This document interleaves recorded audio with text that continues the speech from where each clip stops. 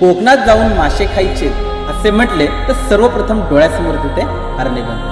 दिवसाला लाखो रुपयांची उलाढाल होणारा हा बाजार. या बाजारासाठी पर्यटक मोठ्या संख्येने हरणेत येतात. नयनरम्य समुद्रकिनारा आणि निसर्ग सौंदर्य लाभलेले हरणेगाव दापोली शहरापासून 14 किमीच्या अंतरावर आहे.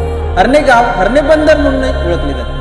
येथील हरणे व पांचपंढरी या गावात कोळी समाजाची मोठी वस्ती असून मच्छीमारीचा व्यवसाय या ठिकाणी फार मोठ्या प्रमाणात चालतो. दुपारी 3 ते सायंकाळी 6 वेळेत हरणेच्या किनाऱ्यावर मासळी बाजार भरतो. दर्यातून ताजी आणलेली मासळी वाळूत तडफडत असते आणि बोली बोलणारे खरेदीदार हातात मोठा फडफडवीत एकमेकांवर कुरघोडी करण्यास मग्न असतात. या बाजाराचं स्वरूप शिस्तबद्ध नाही किंवा त्याला कोणतेही मापदंड नाही. ज्याला माल त्याची किंमत आणि ज्याची जास्त किंमत त्याचा माल. लिलाव जिंकणाऱ्याला ताबडतोब रोख रक्कम अदा करून माल ताब्यात घ्यावा लागतो.